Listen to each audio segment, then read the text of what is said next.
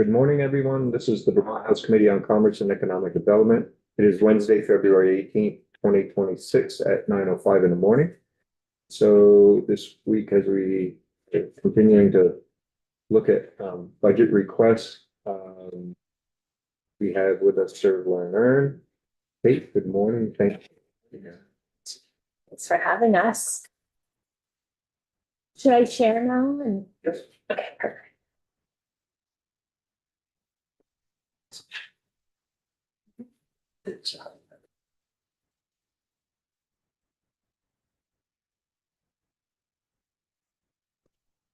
Okay, awesome. Like Chair Marcotte said, my name is Kate Gluckman. I am the Director of Development and Communication at Vermont Works for Women. I'm wearing my Serve, Learn, Earn hat this morning, and I just want to thank the committee and Chair Marcotte for the time that we have with you today, and also just the steadfast support that y'all have shown for Serve, Learn, Earn over the last 5 years. So we are super grateful and are excited and very proud to share with you our outcomes from the past year. We think we're having, in fact, a positive impact on Vermonters across the state, and providing a really strong return on investment for your investment in Serve, Learn, Earn. So y'all are old pros at Serve, Learn, Earn, so I'm going to sort of move quickly through this data. Just holler if you have any questions. I'm joined by our 4 executive directors across our partner programs. They're going to speak a little bit to the details of each of their programs. And so feel free to ask them questions as well. We do this incredibly important work in partnership with Forest Parks and Recreation, the Department of Labor, as well as our AmeriCorps programs here, and couldn't do this without them. So just a quick reminder, Serve, Learn, Earn, our mission is to provide high quality paid training and service opportunities across the state. And we work with high schoolers through adults with a continuum of programming, which you can see behind me. So really starting with career exploration and moving to workforce development programs where employment is an end result. We work, 61% of our participants are between the ages of 15 and 24. So really that young Vermonter population, as well as really specifically targeting working with marginalized communities. So whether that's new Americans, people with a history of justice involvement or in recovery, folks with significant barriers to employment who really need the support, those are the people that we are trying to serve. So here's a little map for you. These is the location of the participants that we served in the past year. You can see that we are statewide, working both in our more populated Chittenden County, but across our rural communities in the state. It's really important that we are based in those communities because we know that some of the challenges to employment are transportation or location. And so we work in partnership with training providers, CTEs, employers across the state to complete our programs. Last year, we served 543 participants. And really our focus is like, how do we help people be competitive in the workplace and earn a living that sustains themselves and their families. And one of the ways that we do that is really to focus on opportunities to train and earn industry recognized credentials, or IRCs, right? We know that they are a vehicle to get a foot in the door as well as to earn higher wages. And so that's really important, so that you can see that our participants are earning those, as well as some of our participants earn high school or college credit or continuing education credit, which again helps them advance in their careers. One of the things I did want to just share with you, and one thing that we're especially proud of in this past year, 3 of our programs have been registered with the state as registered pre-apprenticeship programs. And so VYCC has one in timber framing, VWW, Vermont Works for Women, has one in plumbing electrical, and Resource has one in HVAC, or actually, I'm sorry, HVAC. I just learned recently that's how you're supposed to say it. So what that means is that we are integrated into integrated into the Department of Labor's sort of vision for the apprenticeship program, and really working in collaboration with our employers across the state. No, that's okay. Is that better? Yes. Much better. Okay, no, you're all set. No problem. Okay, so I wanted to just talk to you a little bit. We've come to this committee and said we are working on how we collect data and how we are tracking our long-term impacts. And so I want to talk to you about how we did that in the last year. So when people enter our programs, we ask them, like, what is their goal? What do they want to do? Where are they in their career journey with us? And how can we help them? And so, some of them here are still in their educational pathways. So they're either in high school or they're in college. And this is an advance or an enrichment to that. So often those are programs that happen in the summer between academic years. And people are gaining career exploration, exposure, building skills. Some of them are employed and they want advancement in their careers. So we're helping them upskill, or even career changers are a big population that we serve. But about 50% are unemployed and are seeking employment at the end of our training sessions.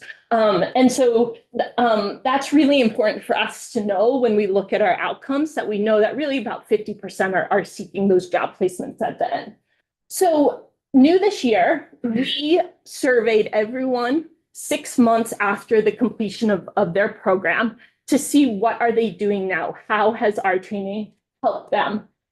Here's what we've learned. One, people don't respond to surveys that well, right? This is an imperfect tool. And so we do feel like this is an undercount probably across all categories. But we learned that 99%, that would be awesome. 99 people were employed within the 6 months. Many went back to school. 20 entered another service opportunity. We really love this outcome because it means they continue to serve our Vermont communities. Typically, this is an AmeriCorps position or opportunity. 10 remained and advanced with their previous employers, and 6 indicated other. We're not quite sure what that is. So what we know, though, is that we served about 600 people in 2024. So if we think about 50% of them wanting to be placed in jobs, that's 300 people. 1/3 of them that we know of were placed in a job. So about 30%.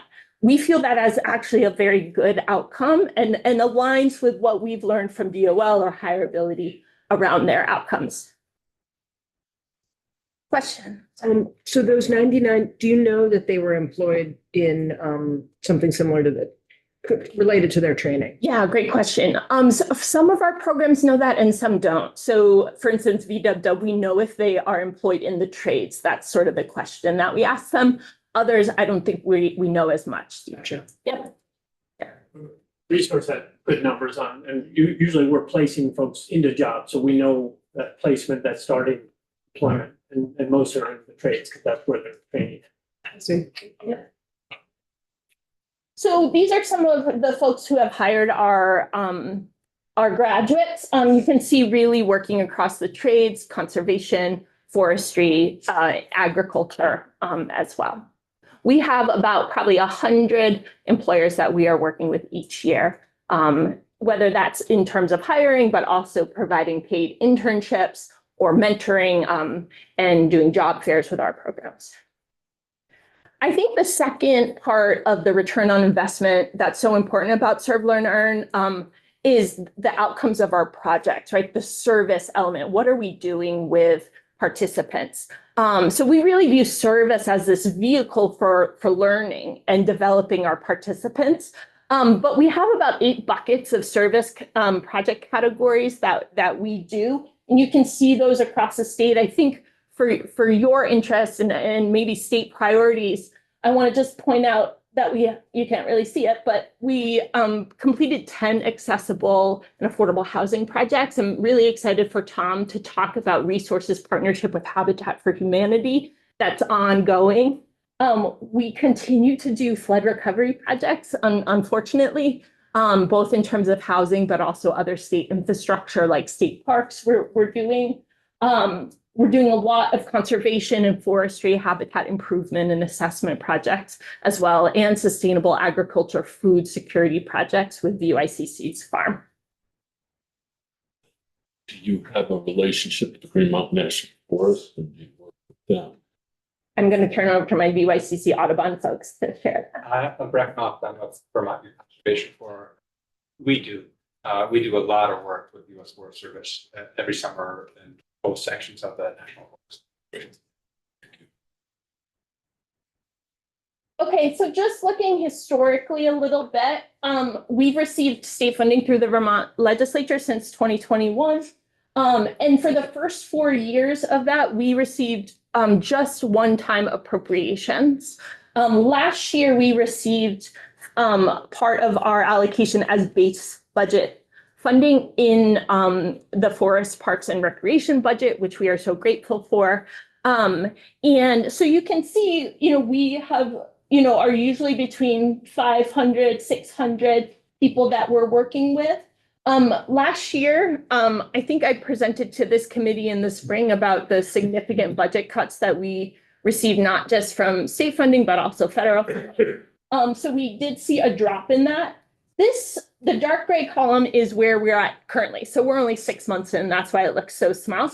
But I do want to just share that we're about 17% reduced this year thus far in the number of participants that we've worked with, compared to the first 6 months of last year as well. But we're seeing, because of state investment, we really have been able to amp up the length and duration and intensity of training that we're being able to provide, as well as these ever important credentials of value that our participants are earning in our programs.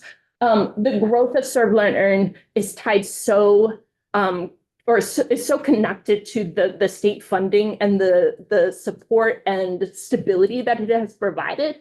The other thing I want to mention is that it really has allowed us to leverage philanthropic and private funding. So last year, we are so proud to have secured a $1.8 million investment from a national level workforce development funder called the Ascendium Foundation, who is specifically interested in rural workforce development. But they really were attracted to Serve, Learn, Earn because of the state investment, because of the connection with Forest Parks and Recreation and the Department of Labor. And so we're grateful for the legislature because it not only for the funding, but also for sort of the endorsement that has enabled us to seek private funding as well. Sorry, Kate. Yes. Just to be really clear, the reduction in participation is because you don't have the stipends to bring people in. So it's directly due to the fact that there's less money being invested in the program. Yeah, great question. So we have committed all public funding that we've received through the state legislature to direct programmatic expenses. That includes the stipends that Rep. Branning is mentioning, as well as equipment, supplies, staff time. So I wouldn't say it's just the stipends, but it is all of the direct programming. So we just can't host as many participants right now. So we are providing about over $1 million of participant stipends each year. Yeah. So here are our levels of public funding. Like I said, these blue first four were one time. The current year, right now we got $750,000, $500 of which were in base, $250 was one-time funding. That's about a 66% decrease in funding from the previous year. Currently, we remain in FPR's base budget at 500. And what our ask is for you to raise that base budget funding to $1 million. So we are asking for an additional $500,000 in next year's budget to support Serve, Learn, Earn programs.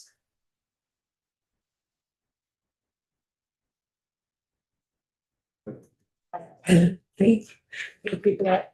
With that $1 million or that extra 500,000, would that have the opportunity to unlock additional funding for you? Yeah, that's a great question. So we're already in communication with Ascendium about a new grant after our 3-year grant. So we're in our 2nd year.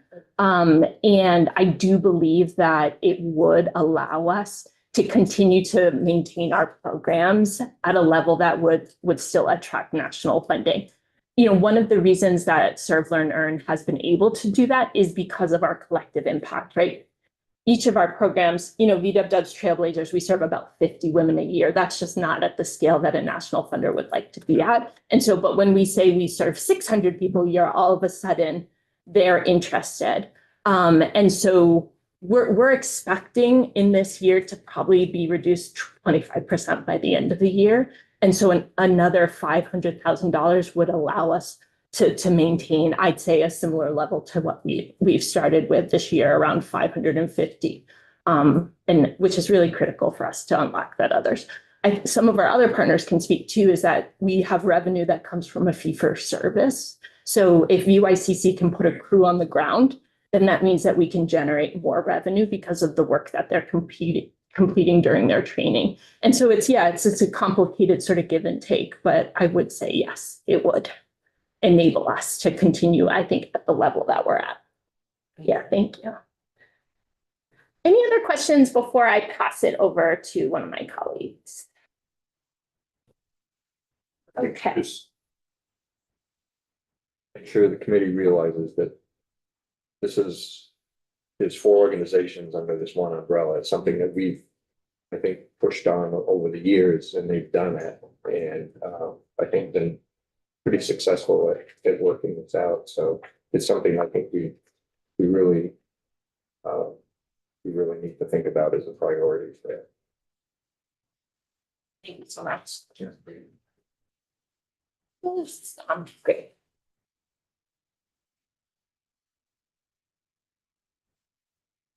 Good morning. My name is Tom Longstreth. I'm the Executive Director of Resource. I'm going to speak specifically about resources programs, workforce training programs. We have a bunch of work experience programs that I'm not going to touch on because they're not part of this collaborative.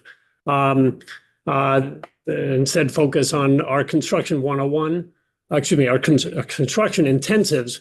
The Construction 101 is one of those, an HVAC 101 and a Weatherization 101, Heavy Equipment 101. That's that bucket of programs. And then also our Youth Build program, which is a year-long program for 16 to 24-year-olds. So the intensives are sort of open to all age groups. The purpose of both programs is to get people into employment. Resources purpose is to create opportunity. In our reuse programs, protect the environment, relieve poverty, and we do that by finding value in things. And then our training programs find value in people. Vermont has a real construction workforce shortage. We have a general workforce shortage. It's particularly acute in construction. We've got the lowest unemployment rate in New England, I believe, 3rd lowest in the 50 states. The demand for construction workers is acute.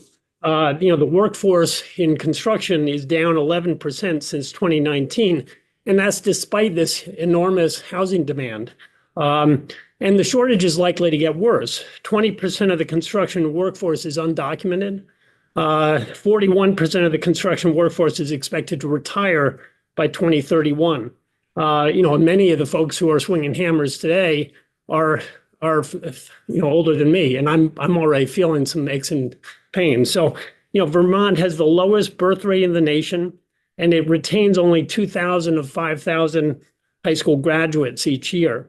When you think about AI and the automation and possibly incorporating manufacturing into construction, those all may be part of the solution, but it's hard to imagine how those are going to have a real impact with rehab and weatherization projects. And the other reality is that Vermont has some of the oldest housing stock in the country.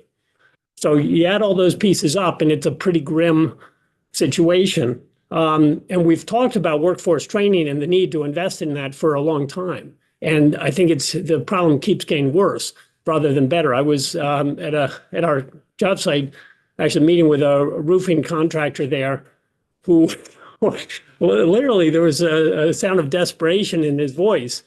He was coming in to speak with our trainees and trying to engage them and show them there are real opportunities in construction trades.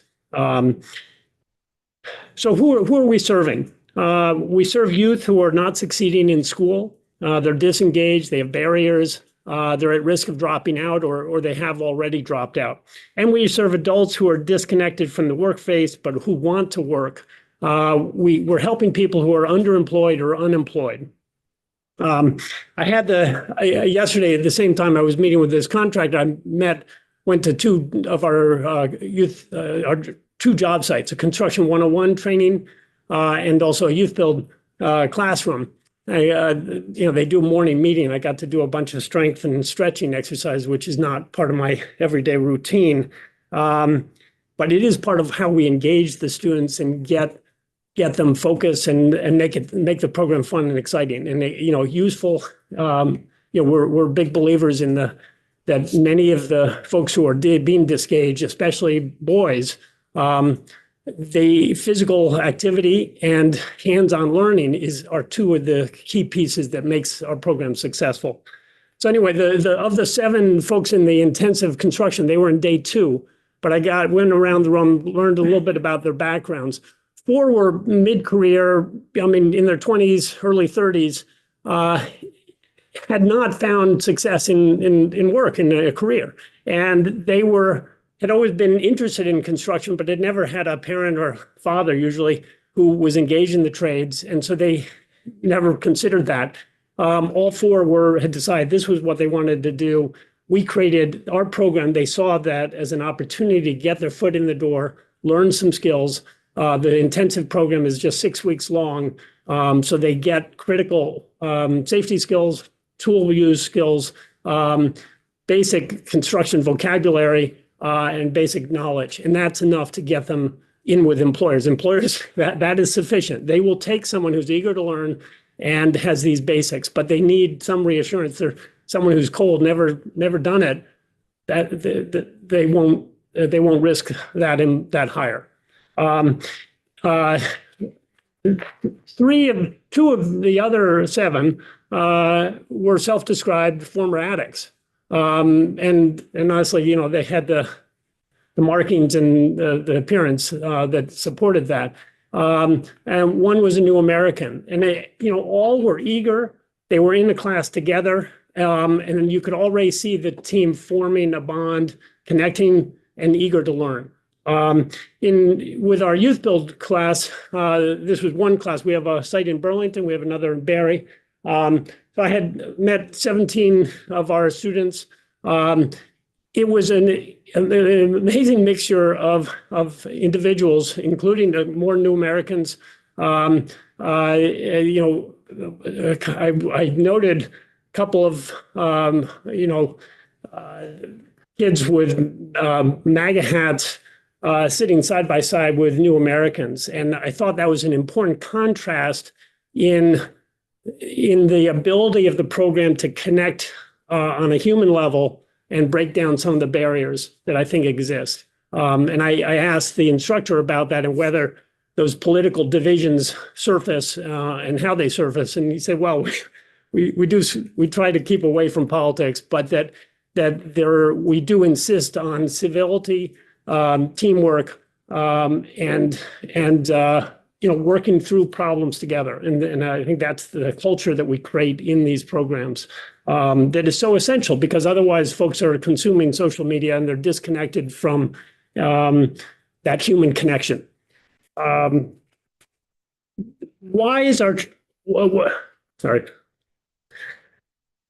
So what is making our training programs successful? And I think it's that combination of hands-on learning, the academic components, but some book learning, and the doing service that is making a difference. So our youth build students in each program, they're building affordable housing.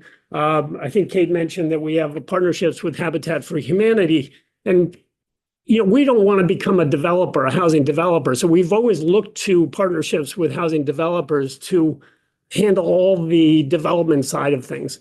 What we'd want to do is build the housing, do the construction. And so the partnership with Habitat is great. It's especially positive right now because Habitat has a problem. They can't recruit enough volunteers. And that's their whole model. They've depended on volunteers. So they hire skilled construction supervisors who then supervise teams of volunteers. Well, they can't find enough volunteers and they can't find enough supervisors. So they have this backlog of projects that are funded, are permitted, and they can't build. And so we are able to add to their capacity. And so we're doing a duplex right now in Essex Junction with our Burlington crew, and we're doing a project in Northfield with the Central Vermont Habitat. And it's a great partnership. Again, I think that's part of what makes Serve, Learn, Earn effective is this collaboration, doing things as most efficiently as possible. And we are also doing that with our partners in the affordable housing sphere. Resource also played a major role in doing flood repair work and relief. So we were training people while repairing homes that were damaged from the floods we've had recently. Okay, sorry. Yeah, go steer off my notes. And I keep. So what is the size of our impact? So there's 550 resource trainees who've gone through, thanks in part to SLE funding. We've had over 700 industry recognized skill certifications awarded. 90% of Resources Youth Build program trainees are placed into employment with an average starting wage of over 19 an hour. 81% of our resource intensive trainees are placed into employment with an average of 22 an hour. The state investment, we have been successful in raising private funds. Habitat's paying us to do the construction work. So I think we have an opportunity to leverage SLE funding. The cut down from a trend line of 2 million down to 500,000, if that's what finally is approved, is going to limit what we can do. And I think there's going to be a return on investment decrease because there's going to be fewer people out there working who are paying Vermont taxes. So I think very quickly this is not going to help the state in terms of solving its financials if we can't get people employed. So so I think I could stop there. If there's an opportunity to continue, I'll tell you some stories about some individual trainees I'm very proud of who've really doing great things and have overcome a lot of adversity to be successful with the little push we've been able to give them. So thank you very much for your time.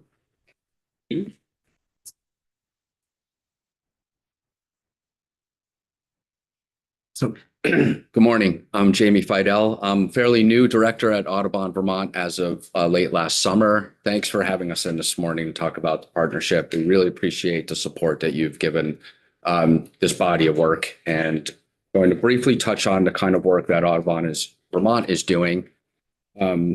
So our youth conservation leadership programs, we have 5 branches of workforce development and next generation conservation leaders program. We have 3 AmeriCorps member positions that work on environmental education, community science, outreach engagement, and conservation field specialists. We have internships that range across environmental education, conservation, and gaining policy expertise. We have 6 seasonal educators that are focused on environmental education. And then we have junior conservation techs, about 12 positions, and also 10 counselor and training positions. The SLE funding is mostly focused on those folks who are going to be closer in age to actually integrating into the workforce. So I'm giving you kind of an overview of all the youth leadership engagement that we have, but I'm now going to touch on some of the examples of what we're doing with the SLE funding from the legislature. And so we're helping. In particular, people are interested in gaining environmental conservation skills that can be applied on the ground. So we're working in partnership with a lot of different organizations, with agencies like Forest Parks and Recreation, to gain skills in things such as applied forestry, working on habitat assessments, species recovery efforts like peregrine falcon, monitoring and Bristol Cliffs. We're working with private landowners that are doing forest management and working on flood resiliency projects. So this ranges from forestry, as I said, flood recovery, habitat improvement, farm and forest land assessment, species monitoring. And so the skills can be applied in diverse ways. And so I'll give you a couple quick examples of work that happened last year. One is our AmeriCorps position that focused on community engagement, helped in Rockingham pull off the state's largest wildlife festival that occurs, the Herrick's Cove Wildlife Festival. So I mentioned another practitioner was focused on monitor and peregrine falcons, which are a success story as far as a species that we brought back from sort of the brink of being in real trouble in Vermont. Another AmeriCorps position worked on bird and bee-friendly farming assessments and habitat improvements in Bennington. Yesterday, I was at a meeting at North Branch Nature Center, and Audubon and North Branch collaborate on best practices in environmental education. Went around the room, got a chance to meet some people that are working there, and a young woman named Annie said that, hey, I went through the Audubon SLE program, and here I am full-time employed at North Branch Nature Center. Last year, our AmeriCorps member, our community science and chapter engagement member, is now hired as the program manager at the Community Sailing Center, and he's working on expanding access to lake recreation for all Vermonters. And then just finally wanted to hit on a couple of other sort of placements that we've seen over the years.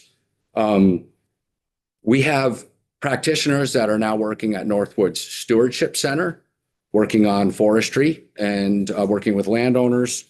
We have practitioners that are at the Department of Transportation, the Vermont Department of Agriculture, Shelburne Farms, Atlas Environmental, the Vermont Center for Eco Studies, CVU High School, Shelburne Community School, Williston Central School. So the skills that these young adults are learning are so valuable in their ability to get these educational positions to teach our youth, to work with organizations that are working directly with agencies to help supplement their work, to help landowners understand how to be good stewards of their land. And they're learning, and we take very seriously the mentorship opportunities and the time that we invest in helping young adults gain the skills that they can utilize to have this kind of employment. So thank you for your investment. We think it's making a real difference in helping young adults stay in Vermont and be employed in a lot of really important organizations doing great work in Vermont. Thank you.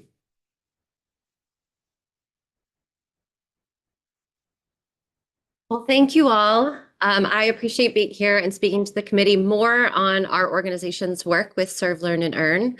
I'm Ronnie Basden, the Executive Director at Vermont Works for Women. Vermont Works for Women is a statewide economic justice organization that seeks to advance gender equity and support women and youth in any and all stages of their career journeys.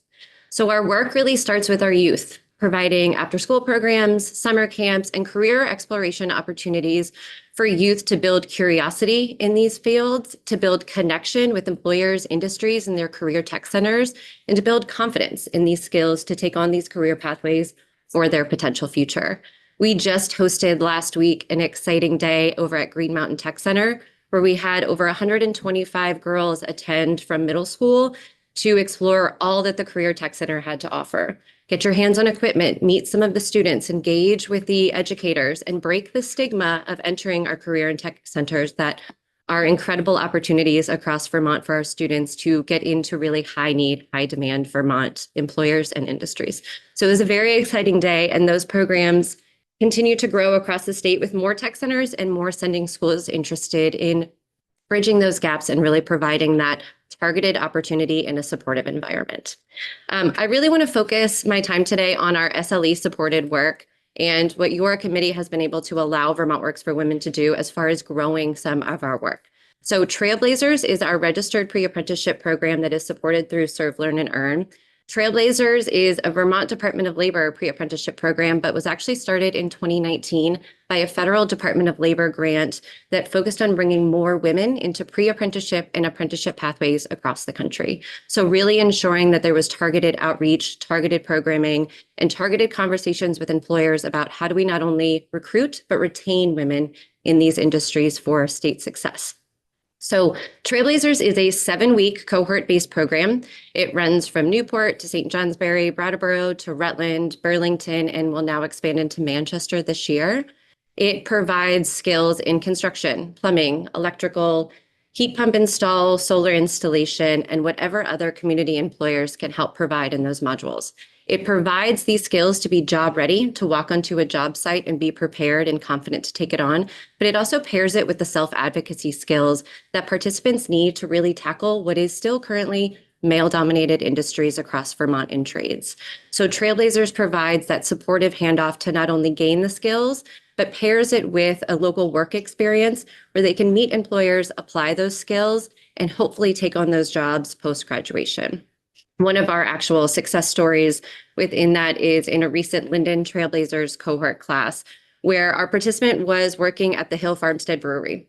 She had a good job. She really loved her job, but she was interested in the mechanics of the brewery and saw Trailblazers as an opportunity to just advance those skills in her job.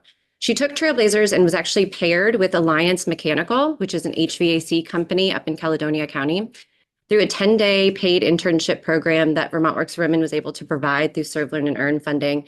She loved the work that she did at Alliance and was actually offered an apprenticeship program, an apprenticeship slot there, and is successfully going through that apprenticeship program now.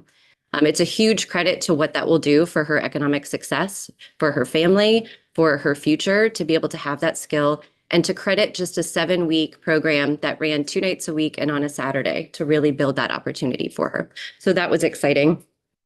As Tom and Jamie have mentioned, and as you all are very well aware of, Vermont has labor needs. We need to recruit more into specifically our trades industries now. We need to build homes, we need to take care of homes, and we need to help our neighbors. Trailblazers is an opportunity to reach a population that is underrepresented in these fields. We still see less than 11% of women in construction jobs in Vermont, and less than 4% of those are actually in what we call shovel-ready positions. The remainder of them sit in administrative roles. We know through Trailblazers, we just opened up registration for our South Burlington class, and within the first week of opening, we had 30 applicants apply for what we can only accommodate for 18 slots. We need to focus those that are coming into our program that are ready and motivated to get into the fields. So between those 30 applicants, we have an interview phase where we can really dive into goal setting and understanding what you're trying to get into to align that program. When Trailblazers started in 2019, we wanted any and all individuals to come and just learn skills, get your hands on power tools, fix up your home. Where this program has been able to grow today is we see such a shift in those coming that are looking for a new career or starting their careers in these fields. They see the opportunities in their own backyards and they want to find ways to supportively connect to them. So we've been excited to see the growth in Trailblazers. We hope to continue to meet the demand of running these programs across the state. I know I am honored to sit as a member of the State Workforce Board, and one of the large goals that we're working on right now is re-engaging Vermonters into our workforce. All of the programs that you'll hear from Serve, Learn, and Earn are doing just that. We've been historically doing it for many decades, but we're highly motivated to continue this work and continue to grow it to meet the state goals and to really support Vermonters to build economic success for themselves and to give back to their communities here in Vermont too. So Vermont Works for Women is very thankful to be a part of Serve, Learn, and Earn. It has absolutely allowed our programs to grow in demand, in the credentials that we're able to offer, and in the opportunities that we believe we can provide communities and employers, as well as connecting our participants to these experiences. So thank you for this committee and your support of our work and of Serve, Learn, and Earn. And I will pass it over to Brett.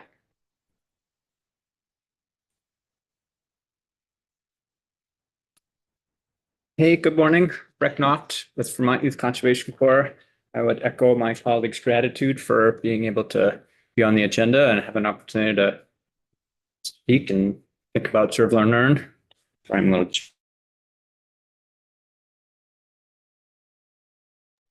better. Okay. Off to a great start.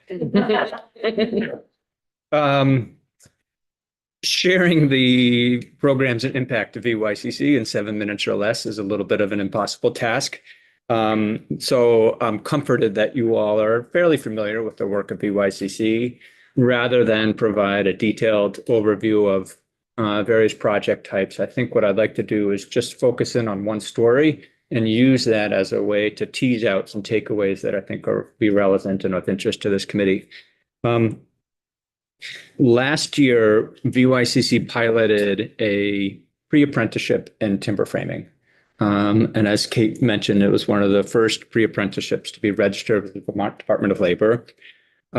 We thought we would start small and really just test the viability of this program with hopes to expand in the coming years. And so what we designed essentially was a 17-week timber framing experience. No experience was needed in order to be accepted, although we did have fairly targeted recruitment. So as we were interviewing prospective members, we were asking the questions, what do you want to do coming out of this program? And for those who answered, I'm really interested in the trades, those are the folks who we selected. The experience itself was a mix of new construction as well as historic preservation. VYCC is fortunate that we have both historic barns that we're repairing as well as a need for new infrastructure on our campus. And so the activities were focused on both new construction as well as historic preservation. The curriculum itself, we made a point of aligning that with the modules that the International Timber Framers Guild has developed for its 2,000-hour curriculum. So that if you come out of VYCC's 500-hour program, you will have a baseline of skills that already give you a head start if you wanted to pursue a 2,000-hour experience. In short, you'd be 500 hours into that 2,000-hour experience. And so it's within that programmatic or organizational context, if you will, that I want to talk about Emma. Emma grew up in Milton. They're in their early 20s, didn't go to college. And I had gotten to know Emma a little bit because they were working as a line cook or at a restaurant where my daughter was also working. And, generally Emma had their act together, but had talked about the fact that they were really feeling like they were in a dead-end job. And over the courses of multiple series of conversations, Emma had shared with me that they had done some construction with their dad at home and it just kind of had a little bit of an interest in this. And so I invited Emma to come to VYCC to meet some of our instructors. They were curious about this. And so, yes, they would come by and see what VYCC was all about. And it was, it was a great visit, asked good questions. I could tell they were interested, but there was something that I was just wondering why there was not exuberant enthusiasm for this opportunity. We were walking back to the parking lot, walking back to our cars, and Emma asked the question, so how much does it cost for me to participate in this program? And I just love that question because one of the central tenets of Serve, Learn, Earn is making sure that these training experiences, these service experiences, these workforce development experiences are accessible. And that's why we offer stipends. And so when I was able to turn that question on its head and say, no, you got it wrong. We actually provide a stipend. It was this wonderful moment where I saw in the eyes of this young person a world of future possibilities open up. And everything shifted. And Emma's next question was, okay, so what do I have to do to ensure that I'm the strongest candidate as possible? So I just, that moment is a really important moment for this committee to hear because you're making these experiences, because we are making these experiences possible. Obviously, I'm telling the story because Emma was a standout core member. And one of the things that we do when when we offer these programs is we teach a lot of technical skills. We also there's also a community there that a young person enters. They feel a sense of belonging. And I don't want to gloss over this because I think when you really feel at home in a place, it allows you to do your best work. It allows you to really learn in ways that maybe aren't always possible if you're not feeling like you're part of a community. We also try to incorporate connections to employers.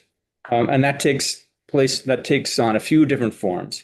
So we have a career fair every year. It's not just a VYCC career fair. It's really a Serve, Learn, Earn career fair where we have different employers come to the West Monitor Barn and you can meet and greet with them.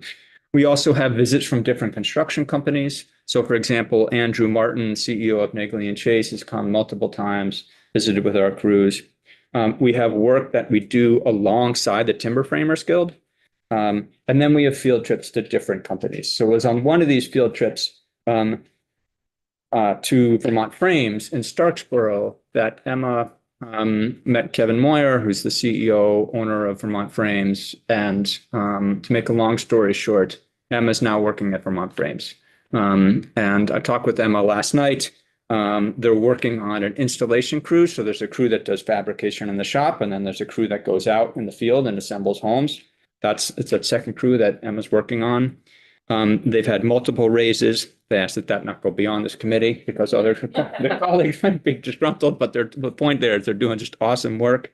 And they share that it's just the best, that BYCC and Serve Learn Earn is the best thing that ever happened to them. So some takeaways here. One, really across the Serve Learn Earn coalition, there's a real sophisticated and focused and at times personalized recruitment effort to bring young adults into our programs who would benefit the most. There's teaching through doing. It's not abstract teaching. It's not conceptual teaching. It's these projects matter. Here's, we're going to build this together. There's a sense of community. There's a sense of belonging. The crew experience is one where people have real world expectations. We've talked before, probably in this committee, that the best way to prepare a young person for the workforce is to actually give them a job. That's what Serve Learn Earn does. There's multiple efforts at multiple times to connect folks with employers. We get feedback from these employers. How are our graduates doing? And at times when the graduates are struggling, we make a point of trying to use that data, if you will, to improve program design, improve support for participants after they leave VYCC. We often, across our coalition, pilot different initiatives, start small and see if it's viable, see if we can expand that. So last year's pilot of our pre-apprenticeship had 5 core members for 17 weeks. This year's 2026 program, 12 participants, 33 weeks. So we really felt like there's something here that we can build upon. And yes, overall, we're seeing a decline in our participant numbers because of funding, but there's pockets within our initiatives, our programs that are actually growing. And so this is one of them, and that's fun to celebrate. I'm sure others might glean other takeaways from that story, but I would close with reiterating our request.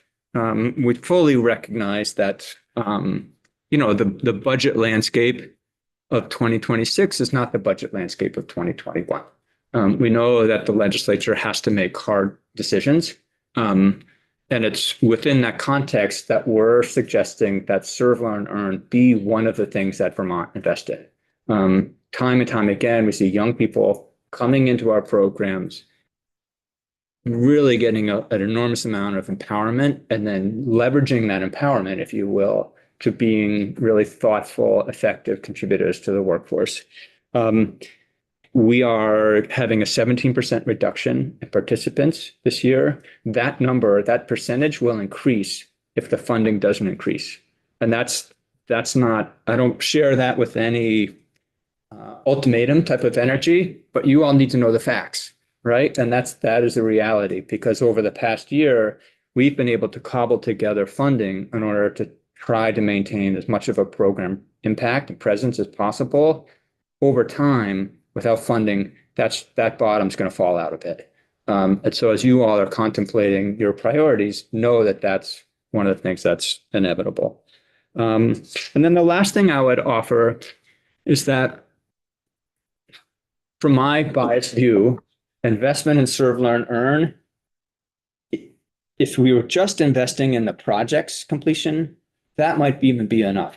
So we do enormous amounts of work, for example, in the U.S. Forest Service. So we're building buildings, we're doing flood relief, we're pulling invasive species, we're doing weatherization.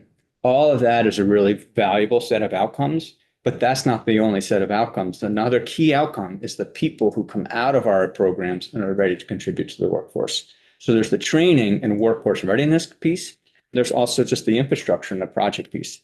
So when you invest in Serve, Learn, Earn, you're really investing in multiple outcomes for the same dollar. Questions, thoughts?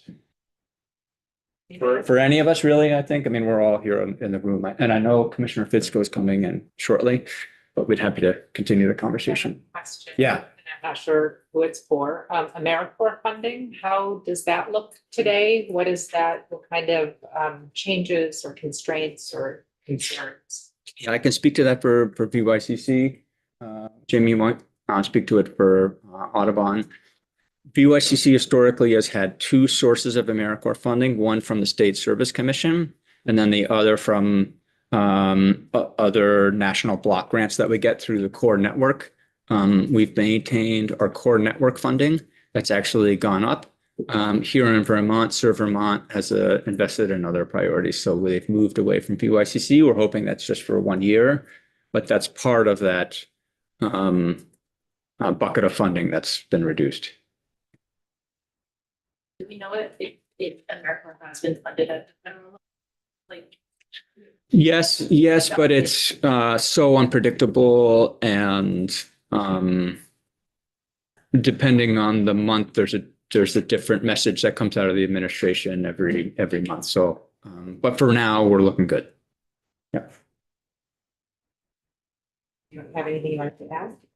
I would have to check with folks back at Audubon. I think we've been able to maintain right now the positions we have, but we've made significant cuts in our junior technician program. Actually, that's not being funded right now at the moment, and that's one of the results of sort of the funding decrease. But we've maintained a prioritization and working on with AmeriCorps as best we can.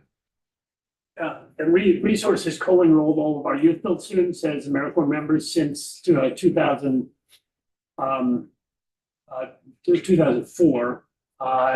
We've had consistent, really important partnership with Youth Build USA, Youth Build International now. They've been funded with the federal AmeriCorps and have subgranted that out. Our budget assumes that AmeriCorps will wrap up from that funding will disappear. We also previously had funding from the state, Serve Vermont, and that's we're no longer funded through that. So that's part of this whole collaborative, and Resource has a 10 million annual budget. 2025 budget had 2 million of government grants. 2026 budget has 1 million in government grants. So 90% of our funding is not government grants. It's fee for service. It's sales and service from our reuse facilities. It's earned revenue from constructions. It's partnerships with about 8 different high schools who pay. We keep their students enrolled. Otherwise, these folks who are otherwise headed to drop out, they finish their education through Youth Build with us. The schools pay us for that. They don't cover the entire costs at all, but it's an important sort of leveraging. So we have just learned, even though we didn't budget for it, we did learn that the AmeriCorps program, there is a new competition. It just got released last week. We're going to submit an application as part of a Youth Build International proposal. Who knows? We're going to pursue that, but I think it's pretty chancy. We don't work with AmeriCorps. Other questions? I would add one thing, because I actually it might have been your question about I think I cited that 90% of our youth build students are placed into employment and graduating, and 81% of our intensive trainees. That does mean that some 19%, 10% aren't successful. And I think that's important. And if I can just give one quick story, because it is, part of the learning, some of the learning that we're teaching, we're giving these students doesn't always stick. And we had moved into a new building, Resource did in Wilson, 7 years ago. There's some mechanical problem, called someone, they sent someone over. I recognized this young man who showed up to do the work, and when he was wrapping up giving me his report, I sort of interviewed him on it, and sure enough, he was in Youth Build, and he said that the program saved his life. He had the kids now. He was really proud of being able to support them, but that he was just struggling, and that Youth Build absolutely changed him. What's funny about that story is that when I mentioned that to the program director, he said, "Oh yeah, he he didn't make it very long. He only lasted 5 months in the program, and then we had to, ask him to leave because he wasn't cutting it. He was just not committed to it. And so we've chalked him up as a failure. And yet, lo and behold, we find that this guy is telling us this program saved his life. So I thought that was interesting. Here's to more failures. Yeah. Yeah. I'm wondering if you want to hear from Commissioner Fitzgerald. We do, but I just want to make sure Okay. he doesn't have any more. Okay, thank you very much. Thank you. Commissioner, if you would join us, please. Thank you. Yeah.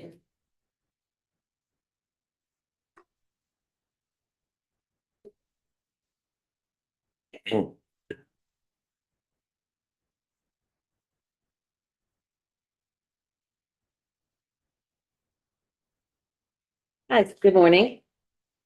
Ready to go? Okay, for the record, I'm Danielle Fitzko. I'm the Commissioner of Forest Parks and Recreation. I understand I'm here mainly for VORAC grant, but also we'll touch on Serve, Learn, Earn, because we do have some funds that run through FPR's budget. I don't think you want the whole budget spiel. That would take us a while. So I will focus on those two areas and recognizing time, I'll do my best to keep us moving forward. I am going to pass it to one of my amazing colleagues, Claire Polfus, to really talk deeper about VORAC grant because she lives it and is mostly connected with it. I think everybody probably knows who FPR is, but I'll give you the quick elevator speech. We are forests. We keep our green mountains green, intact, healthy, and sustainably managed. Also supporting forest economy, which supports 14,000 jobs in the state and 2.1 billion in economic activity.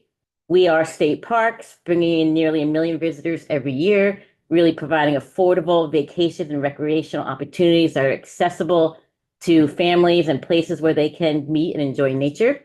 And we are outdoor recreation, which provides 4.6% to our GDP in Vermont. So that means almost 5% of every dollar that comes into the state is outdoor recreation generated, which is amazing. They are not, it's not just about the economic driver, but they are provide important infrastructure for our well-being, mental health. They support local businesses and rural communities. When I think of FPR, I feel like it's part of the identity of Vermont. And it's, I love the service that we do for our brave little state. You just heard, I know, an amazing stories about Serve, Learn, Earn. It's a fantastic program. I was talking to one of my colleagues just before coming in here, and she's like, these job opportunities really are AI, not AI supplemented. These are really hands-on work that is so important in Vermont.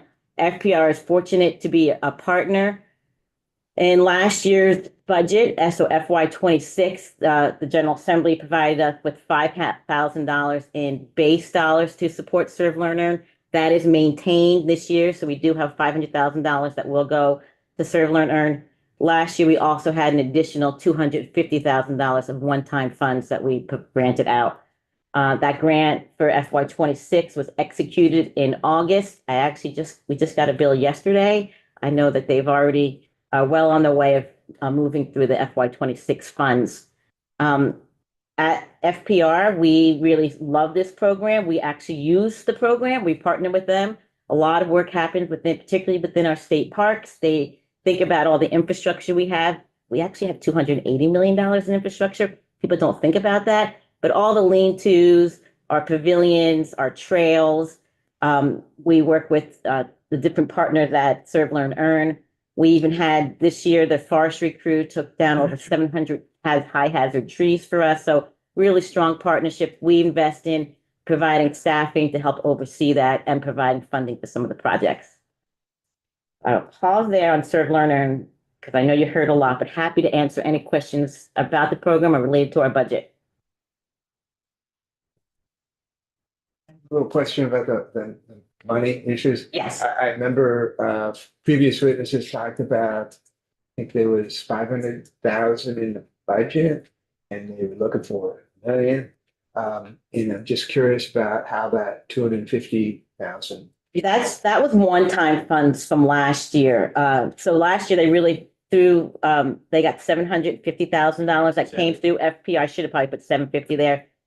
And when we talk about our budget update, we kind of give like the one-time fund updates. So it was 750,000 that came through FY 26, 500,000 in base and 250 in one-time. The previous year, it was 2 million in one-time funds. And the year before that, I think it was 1.8, 2.3 in FY 25, 24. 24. And then 2 million. start from 21.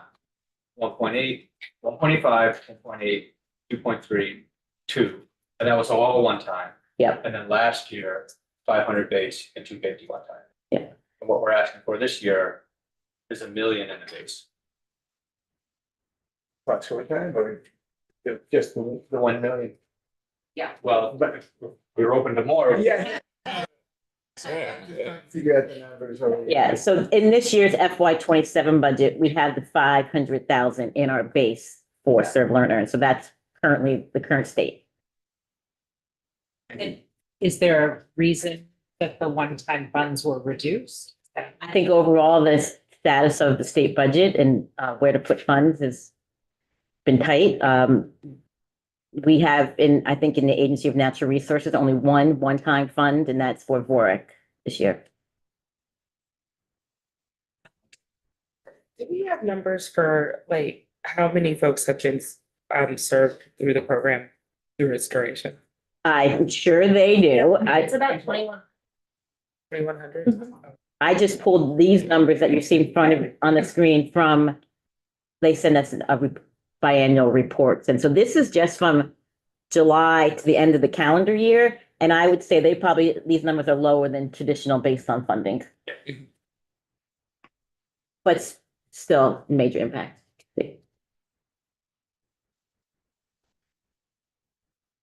I can go to VORIC next if that's appropriate. Okay. So, Commissioner, just want to be sure you kind of oversee the grant that goes to Serve, Learn, Earn, and you've been satisfied with what they're doing, how they're doing it, the results that we're getting, the return on investment. Yes, it's a fantastic partnership. We don't just grant out to them. We actually have an annual partnership meeting and talk about opportunities, how it's current state and what we can be looking at going forward. They provide fantastic metrics, and we actually even have a shared position between VYC, the Serve, Learn, Earn, and FPR just to make sure things are moving forward solidly together. So it's been, we think we're very satisfied with the outcomes. Quick question.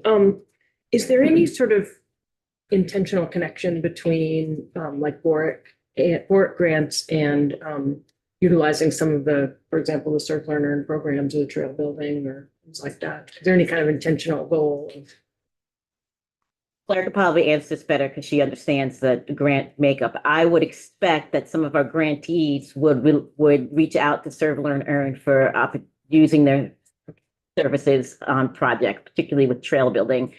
I know in state parks this year, they did ADA accessible trails for us and any kind of, I think, structure as well with the different capacities and habitat work too. So then the department will contract with a Serve, Learn, Earn program to do some of those? Yes, we have a grant, we have in our agreement with them to work with them and additional work beyond sort of this. We also work on, we have a lot of state land, so we work with organizations as well. So it's pretty broad, our work with them. Okay, so in the governor's recommended budget this year, I mentioned there is a one-time recommended funding for VORAC community grants. We like to think of these as really proven statewide impact. It's a high demand, high return program. These are really locally driven projects, and we like to think of them as revenue generating projects, recognizing outdoor recreation brings so much economic activity into the state. They leverage a lot of partnerships, work a lot with municipalities, nonprofit organizations, regional organizations, and local businesses. It's sort of a full suite of partners working together. Since the beginning of VORAC, we've funded 85 projects in all 14 counties. When Claire comes up, she's going to go over a few examples of those projects. You can sort of see how what they look like at the start, conception, and what they look like on the ground and the outcomes. In 2025 was the last grant round that we offered. We did not have funding last year, but we put out over $6 million in grants in 2025. We had 13 million in unmet requests in 70 projects. So that just tells me that communities are ready, our partners are ready, and there's a lot of unmet opportunity out there for this project. I'm really pleased at how our organization administers these grants. We spend a lot of time on sort of the upstream component of it, really working with communities and making sure they have clear guidance. I think we only have 29 grants open right now, and that's after giving out over $6 million in 2025. So high demand, proven results, local impact, revenue generating program for the state. And I realize in the past having $6 million was a lot. I think $500,000 still keeps momentum going and moving us forward. This is where I'm going to pass it to Claire, who can kind of go deep in, but I'll be in the room if you have any other budgetary questions. Thank you. Commissioner. Okay. Sorry, so those dots, you had different colors. What are the dots, the different colors represent? From years? Yeah, this is yours. Okay. Yeah. Hi, everyone. As Commissioner Fishko said, my name is Claire Pulpus. I serve as the Recreation Program Manager for the Department of Forest, Parks, and Recreation. I'm really excited to be here with you this morning because the Recreation Program includes both the VOREC program, the Vermont Outdoor Recreation Economic Collaborative, and our Recreation Grants team. And so this is a chance to tell you how our team works together to support communities across the state in building out their outdoor recreation economies. So yes, the dots on the screen are the different years. Our last year was our largest, with the green ones are the 6.5 million that we put out last year. But these grants really come from the communities. The ideas are from the communities, the execution is from the communities. And so I wanted to go through some of the really great projects that we've been able to support across the state and kind of the types of projects that this grant program is supporting. So one in Waitsfield, which is known, right, as an outdoor recreation community, long-time support from the alpine ski industry. But what they saw was that they needed to bring people into their downtowns and create a four-season outdoor recreation economy. And so what we supported was building out a recreation hub in the downtown area, as well as making it accessible from the existing recreation infrastructure like the Mad River Path and the mountain bike trails that have been developed. And so we both funded the hub and some of the bridges and trail enhancements to get there, to really bring people who are visiting Waitsfield into the downtown where the businesses are, so they can directly bike, walk, and ski to those places. Another smaller grant was in Danville, which had this really exciting opportunity that combined outdoor recreation and cultural value with updating the historic train station, which is right next to the LVRT, because the Lamoille Valley Rail Trail obviously is railroad. And they got many different grants from many places, but what VOREC was able to do was provide a smaller amount, but to make it so that the train station, it has ADA accessibility, including in its bathroom, which we know is actually a really important thing for people who are out there recreating. And so they are building out a place for a business right in this train station, as well as figuring out how to get people from there into the little downtown of Danville. Another thing that these grants have been able to do is to really catalyze further investment in outdoor recreation and outdoor recreation economies. So way up in the northern part of the state in Newport, they've actually gotten 2 VOREC grants. They got one of our early grants and then one in our latest grant round. And what they've been able to do is really work through the partnerships with the nonprofits and the downtown organization in Newport, and really build those partnerships to figure out what do we need to make this beautiful downtown. Newport is so lucky to be right on the lake, and to really use that to bring more people in.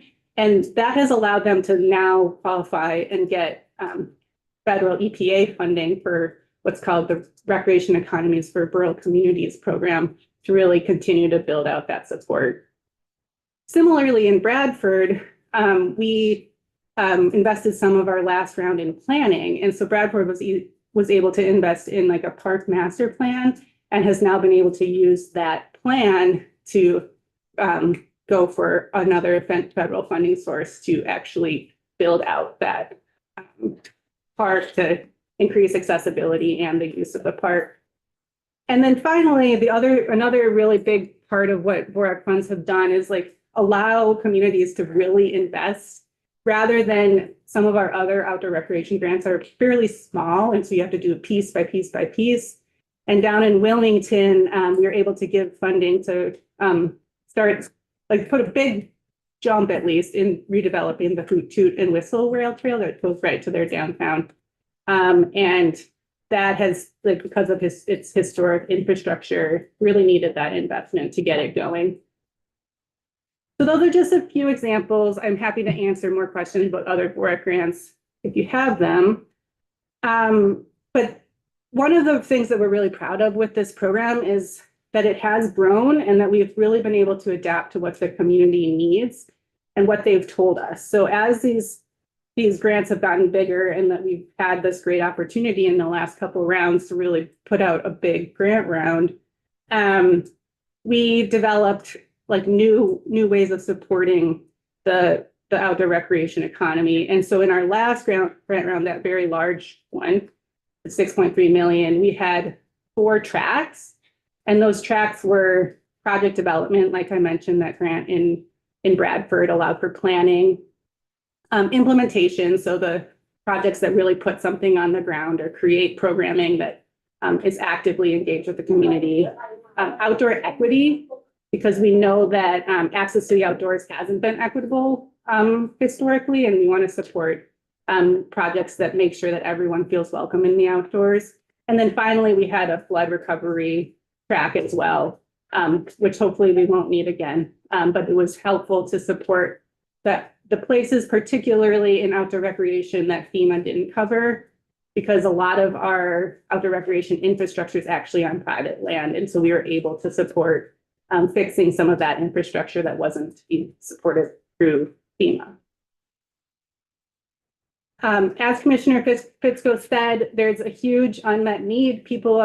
Communities are excited about this. Outdoor recreation meets economic needs, it meets wellness needs, and it meets environmental needs, and it comes all together, and people are excited to build out these opportunities in their communities. So we had over $13 million in unfunded projects in our last round. As you can see, 70 of those projects, they were large dollar projects overall that we were unfortunately unable to fund. And the thing, as a grantor, you get like a wide range of quality, because some people are ready and some people aren't ready when you put out a grant round. And I think one of the things that we've been able to successfully do in our other grant programs that are more regular is help those communities that weren't quite ready at that other round to be ready for the next round.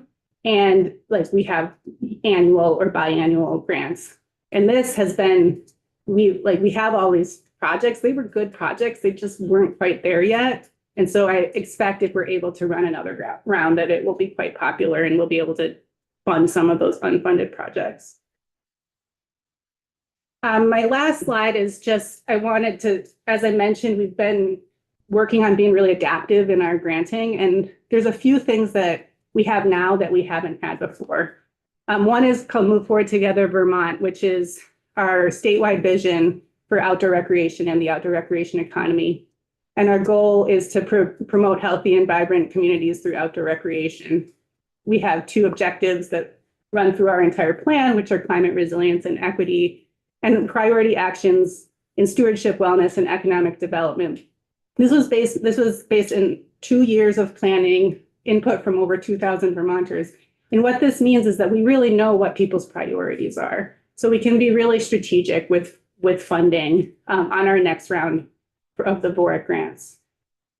In addition to that, we've been able to secure land and water conservation funds from the National Park Service to build out the administration of these grants. We now have 3 people working across all of our grant programs. So we have much more support for communities than we ever have before. And we also understand how all these grants work together better than we ever have before. So we can be much more strategic as well in identifying the gaps in funding opportunities across the outdoor recreation spectrum of opportunities. And so then we can be really strategic with hopefully this next round of funding. So we're really excited to be able to take these as well as all of the all the stuff that we've learned from the last 4 rounds and really build out another support for communities to build their outdoor recreation economies and support people getting outside, whether they're visitors, people from the communities, and the businesses that support them as well. Sorry, the last thing is next year is 10-year anniversary of VORC, the Vermont Outdoor Recreation Economic Collaborative. And so we're also excited to celebrate that. And the best way to celebrate is with our communities across the state, helping to support them. Do you have any questions for me or for Commissioner Fitzko? Yeah, just really quick, Emily Karras, Lincoln Lighting in Halifax. What you were talking about grant readiness for some of our organizations. Is there anything that kind of shines out as like the biggest concern for grant readiness? That's a really good question. I think that there are some of the programs that were put into place, like through the Vermont Housing and Conservation Board that helps people write grants were very helpful. Blanking on what the acronym is. Is that the Ready Ready, program? the Ready program. Thank you. But what we really did see is that the planning really is helpful. So that's why we added that track. We actually also added a planning track to our recreational trails program, which is a federal funding source through the Federal Highway Administration, because we saw how successful it was to fund planning, because there's a lot involved in planning for whether it's environmental natural resource concerns, whether it's community concerns, engaging the community and what they want to see in their downtowns and how to connect their downtowns to their natural resources. And so I think having that and then allowing the people who did the planning to then have an opportunity to implement those funds is really helpful. And then, sorry, the last thing I would say, the state grants are a lot easier to administer and to get than the federal funds. Like we have the Land and Water Conservation Fund is a pretty hard program for communities to get. And I think being able to have a state program that is a little bit more flexible, is more based on community need, sets communities up to then be able to apply for those federal funds. And we've seen that through this program. Kind of being a little dense here, and maybe it has to do with the state federal stuff. There was a chart that showed, quite a bit of money in terms of grants out. Can't remember exactly what it was. But This one? the prior one. This one. Yeah. But you're asking for 500,000. Yeah, there's 500,000 in the budget for one. So I'm just curious how the 500,000 is. How do you get 6 million?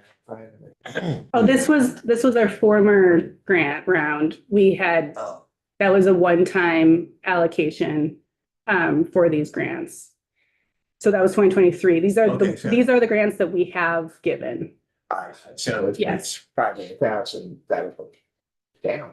It's yes. I mean, obviously those 2022 and 2023 funds were the one-time ARPA funds. Yes. And so that's we would never expect that, but that's why I wanted to emphasize that we can be strategic with these funds because of the better information we have now. Thanks. Questions? I know again, we're asking for one-time dollars again, but there a detriment to one-time funding all the time that people that are looking at the grants may not want to put anything together because they don't know if the money's there. And opposed to having something in base funding that we can count on year after year, we know it will be there. That would help communities and I'm happy to take that one. I think you're spot on that the reality is in base funding, it was there. People could plan, like, I'm not ready this year, but I can get ready next year. One-time fund is one-time funds. You may see people not being ready, not putting in great applications or just missed opportunities. So sustainable funding does allow for planning and people can count on that more. I think that's reality. And I think that, like how I had mentioned, that we do support communities that don't get the grants. We write every community an email saying what the ranking committee said about their grant and how they could improve it. And so if there's not a chance to improve it, that, but obviously the one-time funds are also really helpful. It's not saying that they're bad, but I think if communities aren't quite ready, if they know that there's more funding coming the next year, that they're more apt to put more work into whatever they need to do to get them across the finish line. Opposed to, well, we don't know if there's going to be money. Why should we put the time and effort into? Anything else? Well, thank you, Commissioner. Thank you very much. Thanks for having us.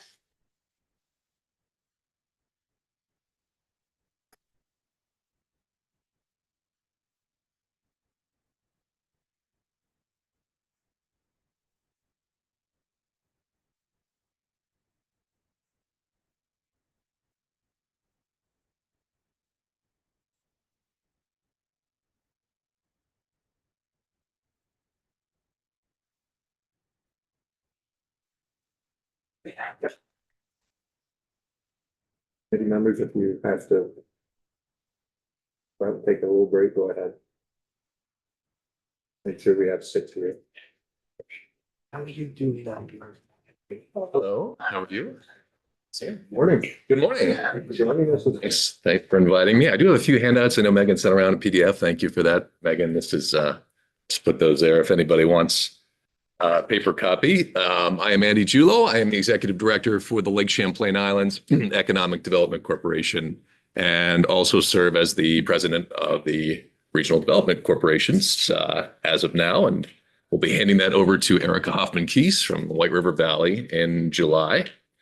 Yeah, thanks for having me here. It's been about a year since I've been in this committee. I think a lot of you were new then. How's everybody doing? Coming up on a break? Yeah, still here. You all still look happy to be here. It's good.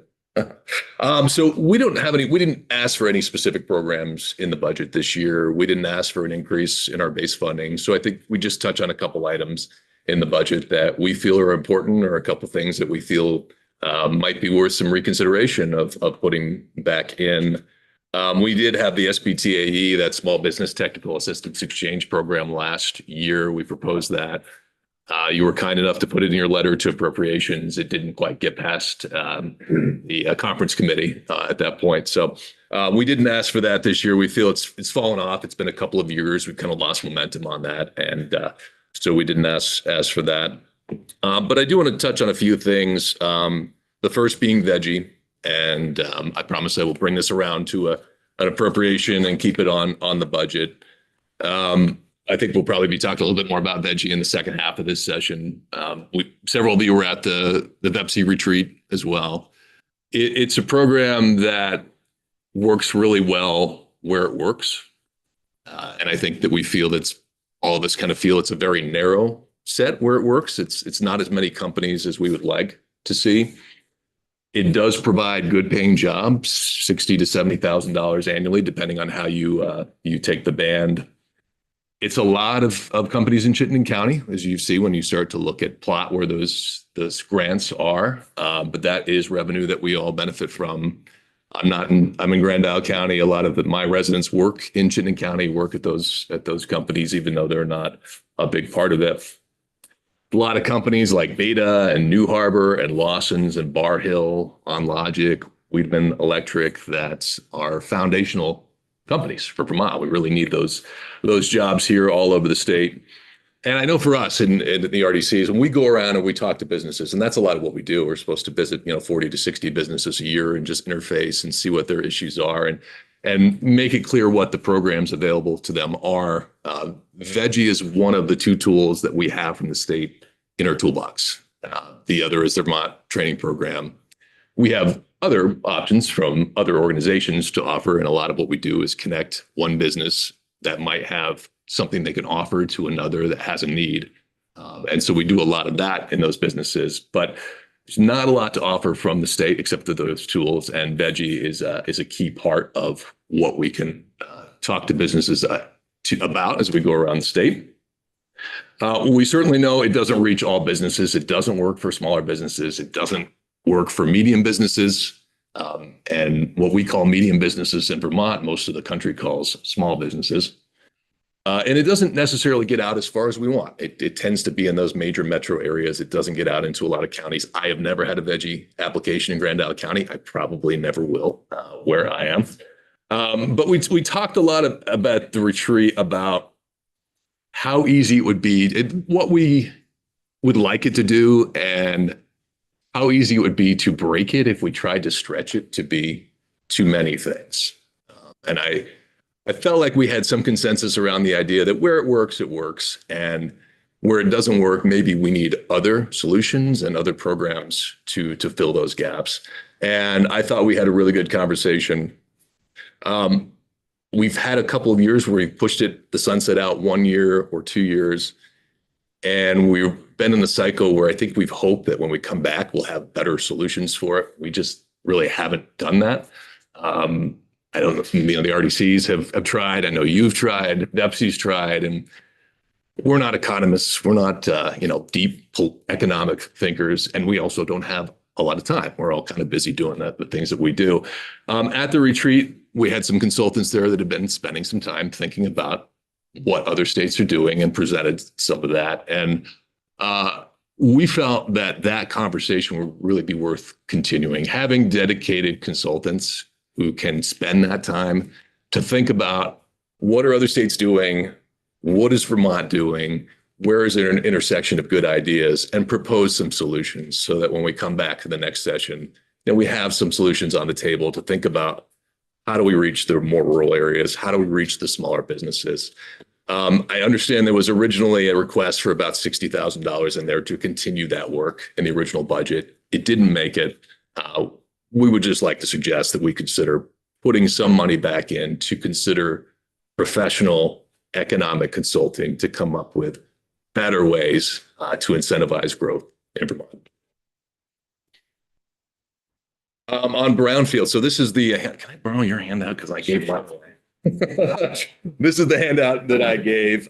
No money for brownfields, and we just want to make you folks aware that there has been kind of a slow on-ramp to new standards for lead, arsenic, and PAHs, and that kicked in last November. So it started in 2017. There was some guidance developed in 2020.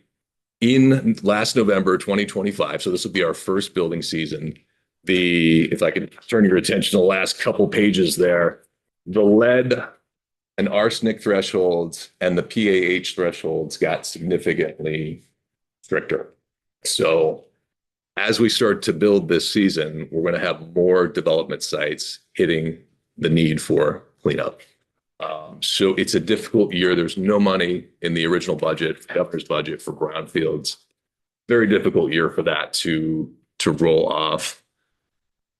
We've made, as a state, a lot of investments here. We've contributed up to $2 billion in the next 10 years towards CHIP, 40 million to VHCB, 4 million to VHIP, 2 million to MHIP. We put a lot of money into housing. If we have sites that have had lead paint that has been flaking off for years, those are going to need some cleanup. And as you collect money for your stack, if you hit cleanup and you don't have money in your stack for that cleanup, that can stop a project. And Is the change in the lead and arsenic numbers is with limits, is that state or federal change? It is a state change.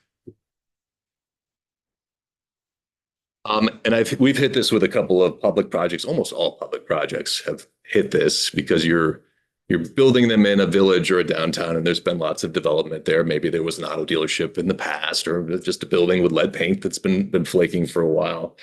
We hit with the South Hero Meeting House. We have a restoration project all the money is in place. And of course, there was lead from the paint there.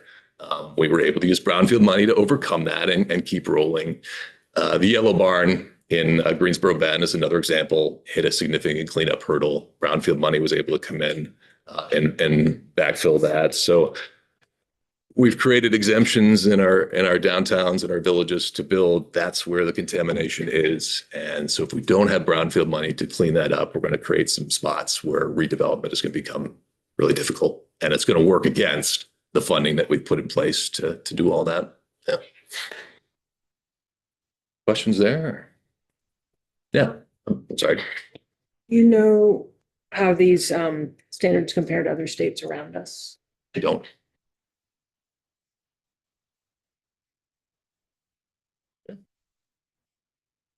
And lastly, I see you have a task force looking at economic development or proposing that over the summer. Not sure if that's an appropriation or whether it's going to be a voluntary task force. Probably downstairs. It's in the Downstairs. Oh, okay. Senate, Oh, right? it's in the Senate. Okay, coming this way. So, Do you want me to, should I comment on that or should I wait? Or? I think you can wait. We'll bring it in when the next half of the session. Okay, I can come back. Yeah. Okay. So those are the two things that we had just to bring to your attention at this point. Happy to entertain questions. I know it's not a lot. We'll get you back on schedule, which is nice. Yeah, on schedule. There you go. We're efficient at the RDCs. It's trying to butter soap. So great. Yeah, right. Yeah. I can imagine. Any questions? Appreciate your time. Andy, thank you very much. Oh, you're welcome. So next, the RPCs are coming in at 11. You can break now, come back here for 11 sharp and go offline.